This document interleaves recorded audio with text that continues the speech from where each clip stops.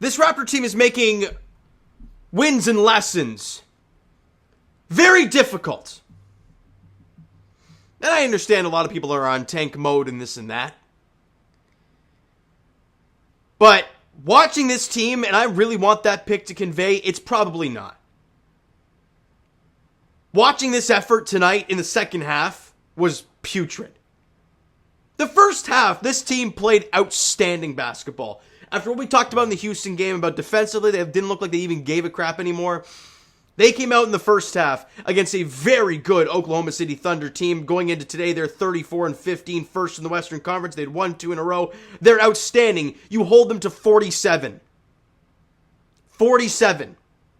You drop 63 in the first half. You're feeling great.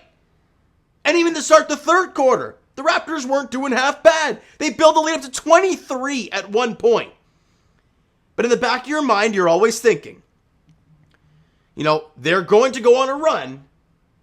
How are the Raptors going to weather the storm?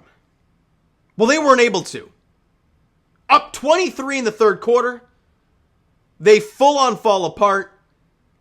And it just felt like the entire quarter was wide open three after wide open three after wide open three. And they only scored 34 in the third quarter, but they smushed the Raptors down the stretch, and the Raptors go into the fourth quarter only up by 6. I think it was 6.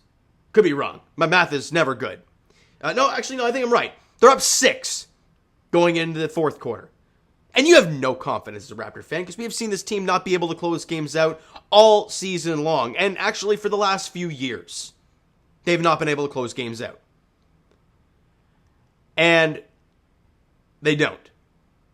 They have opportunities late. And boy, oh boy. I mean, let's just quickly touch on RJ Barrett trying to hit a buzzer beater 3 at the end of regulation to win it over Chet Holmgren. I'm not really, you only had, 4.7 seconds on the clock. I get that's not very much. But is that the best shot you could get? RJ over Chet for 3? First off, RJ's not a great three-point shooter in itself. I mean, he had I think he had a couple today, right? Yeah, 2 of 5 from 3. But on the season, he's shooting 36%, which isn't actually terrible. But, again, it's not the great shot. And it's over Chet.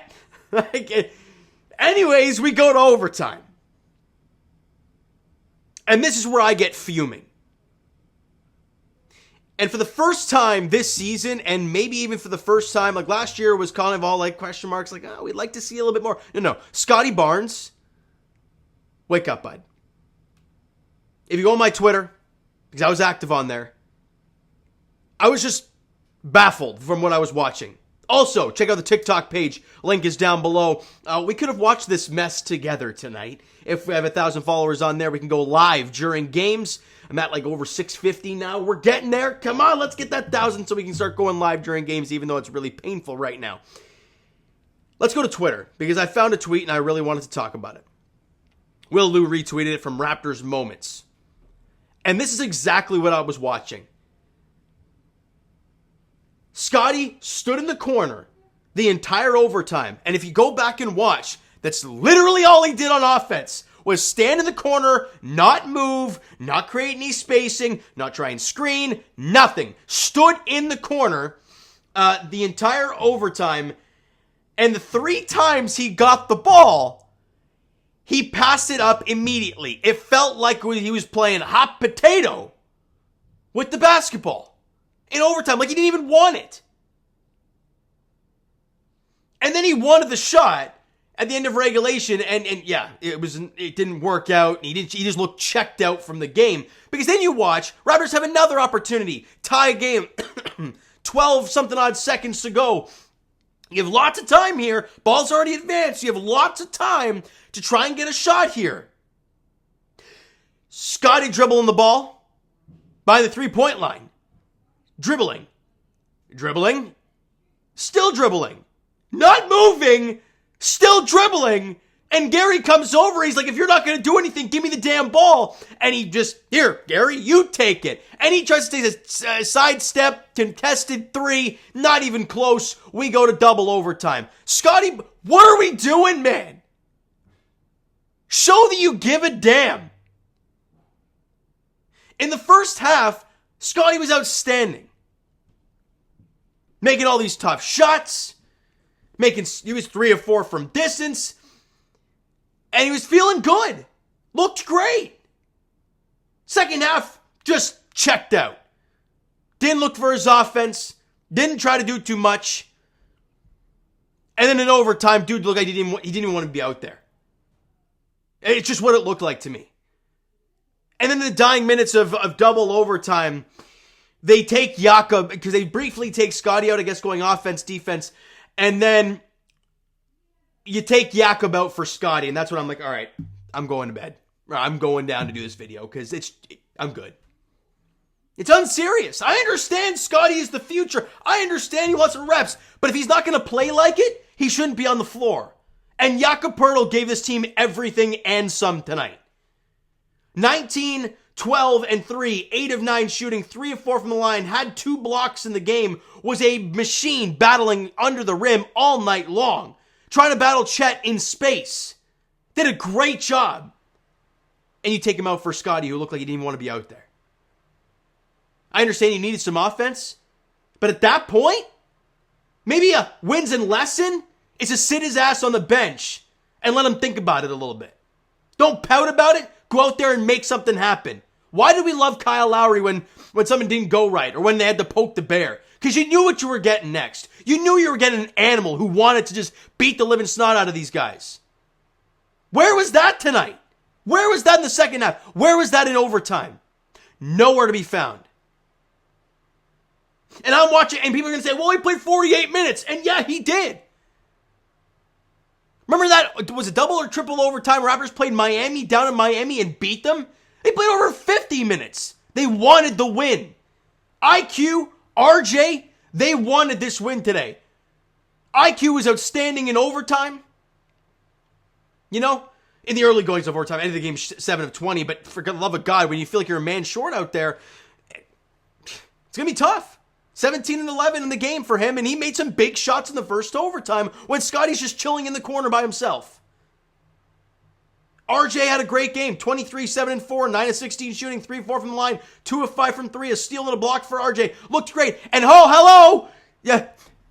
Hello! Yeah, Darko. I know I'm bringing the mic in for the first time, but I got to talk to Darko for a second here. What in the world is Dennis Schroeder doing out there in overtime? Hey, look at small ball, get some speed out there, blah, blah, blah. Dennis Schroeder had 19 points, 8 boards, 4 assists today. Not a bad stat line. 5 of 16 from the field. And a minus 23 while he was on the floor. This dude is minus 20 when you're up by a couple in this game. Why is he out there in overtime? Regardless, I think Gary played well. 16-6 on 6 of 15 shooting, was 4 of 8 from 3, had a couple steals in the game. I don't get it. I just don't get it. You know, I'm okay if you're going to give me absolute max effort all game and a barely lose. Will it hurt? Sure it will. But looking like you don't give a damn out there or you're tired, if you're tired, get off the damn floor. And if you're that tired where you're not moving from the corner the entire overtime, you shouldn't be out there because you're a detriment out there. You're not doing anything. First time I've actually laid into Scottie a little bit in these videos, but it felt needed tonight. Because I'm reading all over Twitter as I'm watching this and as I'm tweeting it live myself, and everyone's feeling the same way. I just don't know what he was doing out there tonight. Now, was Darko's late game offense drawn up great? No. When has it been? But also, do you have the guys who you trust to close a game? They tried everybody tonight. You know, RJ tried the 3. You had Scottie, who you thought was going to try something. And then you had Gary take the shot. No one's like, I got it, I got us, I'm taking the shot. Because I'd like to see that from Scottie, because we keep hearing about how he's the next guy, and I'd love to believe it.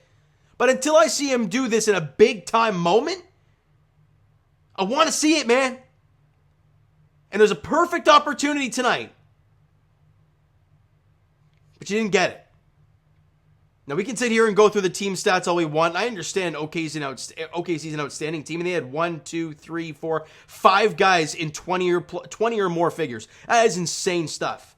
They're a hell of a basketball team. They're one of the best in the league, of course. But watching this team be up 23, blow it, have 2 chances at the end of regulation and in overtime to win it, and you miss both. It's just painful. I understand wins and lessons. But if this is a lesson, man, this is the most painful one you can think of. And guess what? They play tomorrow. After a double overtime game, you go to play New Orleans in New Orleans, 8 p.m. tip-off tomorrow night. I got nothing else for you guys. All right, so you know what, guys? That's going to do it for this one. If you enjoyed the video and not the game today, well, the first half, I'll put it that way. Hit the like button. Do appreciate it. Hit the subscribe button. You guys not already. Comment down below thoughts on the video, thoughts on the game. What'd you like, what'd you not like from today's game for the Toronto Raptors? Twitter, Discord, Instagram, TikTok, all that stuff is down below, so follow up there if you have not done so already, and I will talk to you guys. The Leafs edition tomorrow. Thank God they're back at least. Well, I don't want to get too excited there. I think it's a 7 o'clock puck drop at home against the Islanders tomorrow night after the great All-Star weekend festivities. And as for the Raptors, I mean, they'll be in New Orleans tomorrow, 8 p.m. tip-off. We'll see what happens there. Thank you so much for listening and watching. Hope you enjoyed the video. And the first half, we'll talk to you guys then.